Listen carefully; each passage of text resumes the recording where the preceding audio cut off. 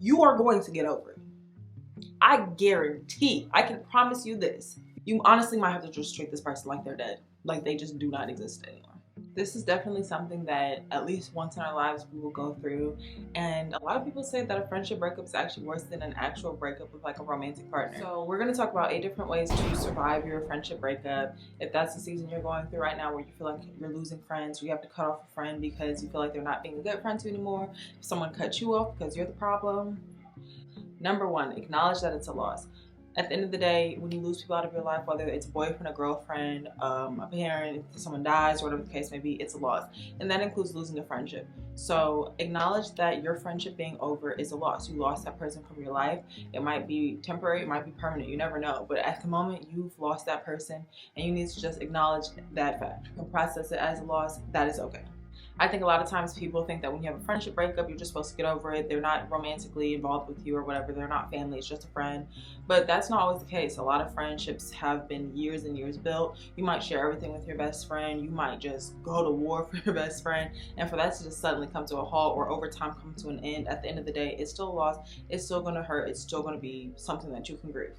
Which brings me to step number 2 on surviving a friendship breakup is the grieve. Take the time to feel all of your feelings and grieve the loss of this friendship. Like I said, it's hard. You've probably talked to this person every day, or they know everything about you, you know everything about them, and now there's nothing.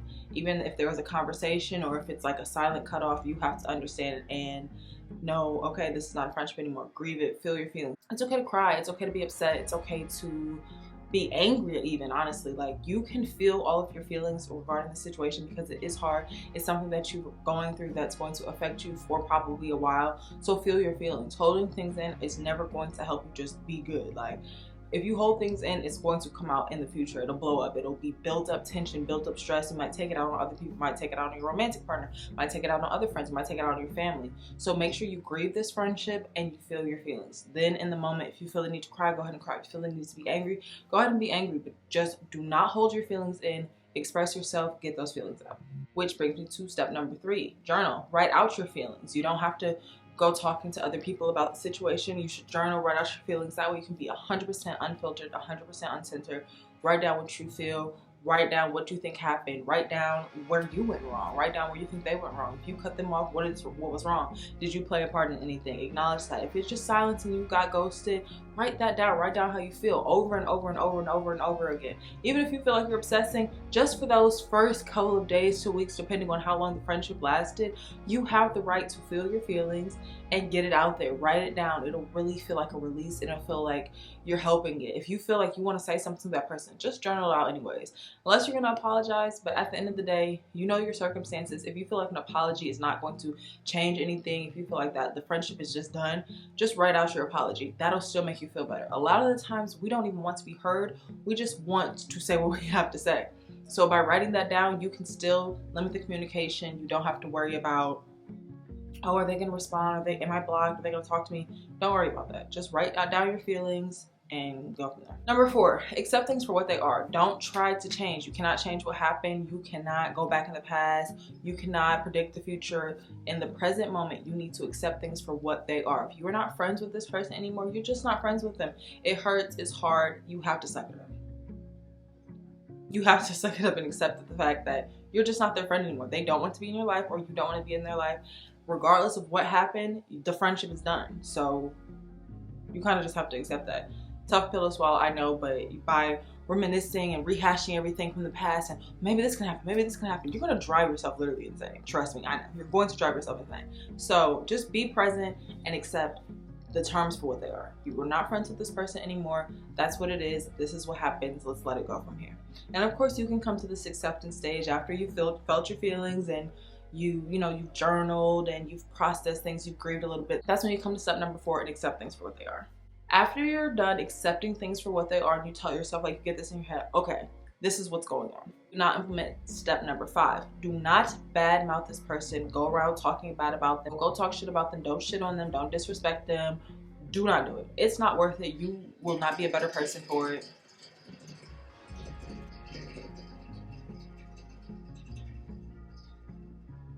you will not be a better person for it. If anything, it'll make you feel bad. I know that sometimes gossiping and getting your feelings out there and bashing the other person might make you think you feel better about the situation, but in all reality, it's honestly going to make you feel worse. It's going to make you feel like a bad person.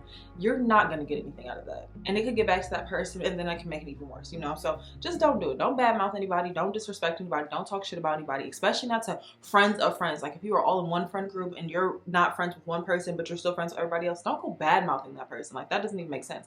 You could lose other friends, and 9 times out of 10 times out of 10 really, it's going to get back to that friend that you're not friends with. So it's not worth bad mouthing, disrespecting, or anything. The universe hears all that stuff, and that's not just putting good vibes into the world, so you're not going to get anything good out of it. So I do not recommend talking shit or disrespecting this person in any way, shape, or form.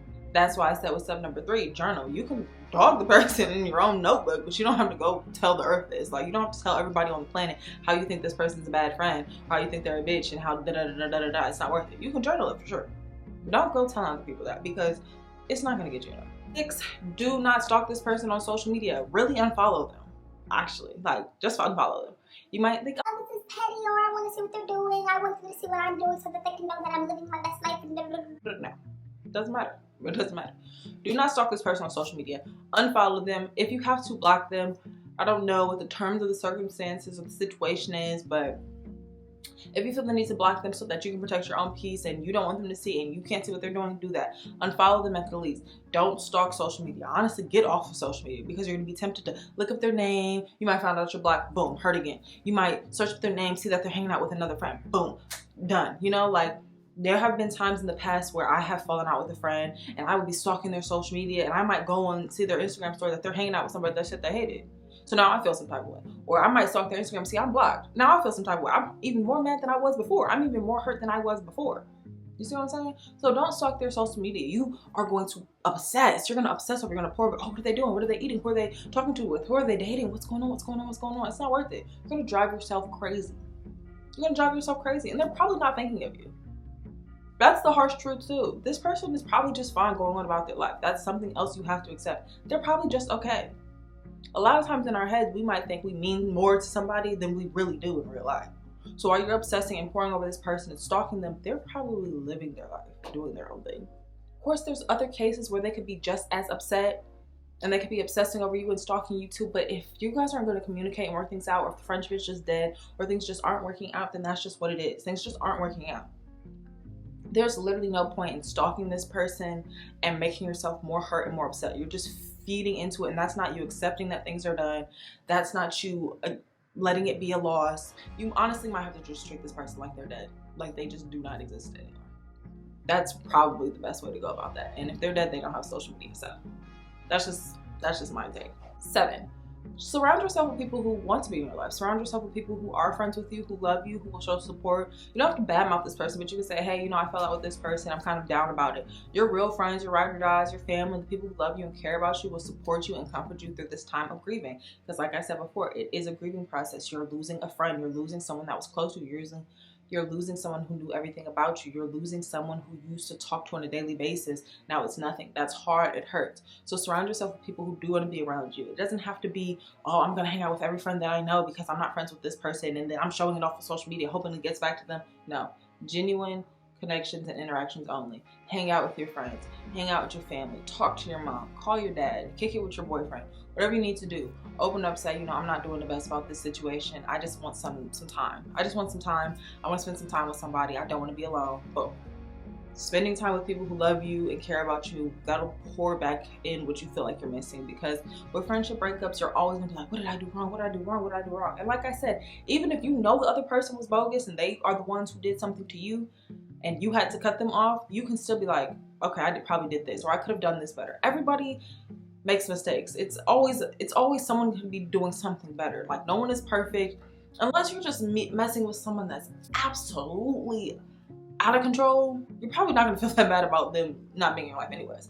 But a lot of times, like, you've played a part too. You've done some damage. You might not be perfect. You might not be the best friend at all times, and that's normal. Hang out with people who are going to, you know, pour into you, pour back into you, and reassure you, know, that you're doing your best. And if there's things that you feel like you can improve on, Work on those things with the friends that are in your life. So work on those things with your partner, work on those things with your family, you know, but just surround yourself by people who love you and care about you so they can start, you know, filling you back up with that reassurance and positivity and kind of help you forget, honestly.